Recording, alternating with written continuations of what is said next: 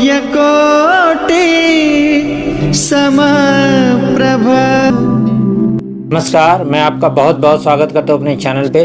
तो आइए इस वीडियो में हम लोग चर्चा करेंगे एक ऐसे उपाय के बारे में जो आप लोगों को ये बताएगा कि बहुत से लोग मेरे कमेंट सेक्शन में लिखते हैं और कुछ एक ऐसे भी बोलते हैं कि सर ये उपाय काम नहीं कर रहा है। तो ध्यान से सुनिएगा, मैंने हमेशा कहा है कि ये सार्वभौमिक रूप से उपाय है। आपकी कुंडली की विवेचना के बिना ये संभव नहीं है बताना कि ये क्यों काम नहीं कर रहा है या कौन सा उपाय आपके लिए सटीक है।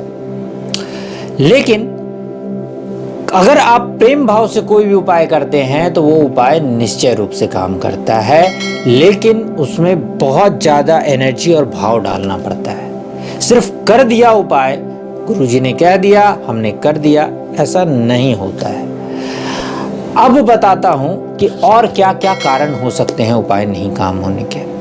तो देखिए, उपाय नहीं काम होने के एक कारण ये हो सकते हैं कि मैं जैसा बताता हूं आप ठीक वैसा नहीं कर रहे हैं, कहीं ना कहीं कोई भूल आपसे हो रही है या किसी दिन कुछ भूल हो गई, आपने उसको दरकिनार कर दिया, ये दूसरा कारण है।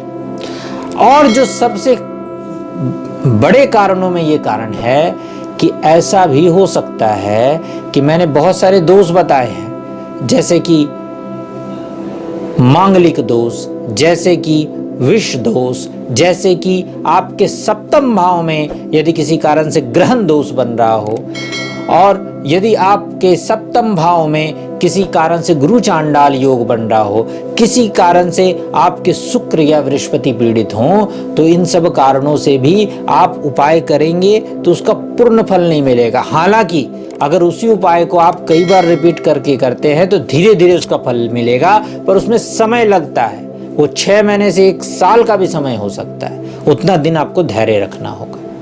और इनमें से एक सबसे बड़ा कारण भी यह है कि यदि आपके पितृ आपसे नाराज हैं तो भी आपको आपके उपायों का पूर्ण फल नहीं मिलेगा।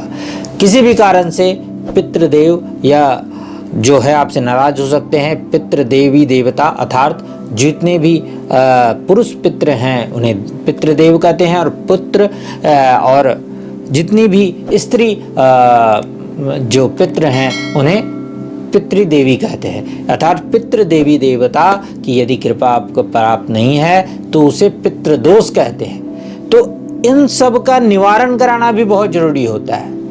अगर आप इन सब का निवारण कर लेंगे और आपकी कुंडली में ये सारे दोष हैं तो निश्चय रूप से ये उपाय बहुत काम करेंगे। तो इस बात का ध्यान रखिएगा कि आप अपनी कुंडली में खुद भी देख लें। यदि कुंडली की विवेचना करा लें तब तो बात ही ठीक है, लेकिन अगर नहीं करा पा रहे हैं तो अपनी कुंडली में खुद भी देख ले कि कहीं आपके सप्तम भाव में ये सारे दोष तो नहीं बन रहे हैं, या फिर आपके शुक्र और बृहस्पति अत्यधिक पीड़ित तो नहीं हैं किसी भी पाप ग्रह से या किसी भी कारण से। तो ये दिक्कतें आ सकती हैं। इसलिए अगर आप पूरे भाव से उपाय करते हैं तो लंबे समय तक आप इन उपायों को करें तो आपको जरूर फल मिलेगा, अन्यथा आपको कुंडली की विवेचना कराना अच्छा उचित होगा, तभी आपको सटीक उपाय प्राप्त होगा। तो तब तक के लिए इस वीडियो में इतना ही, फिर किसी वीडियो में मिलता हूं, तब तक के लिए नमस्कार।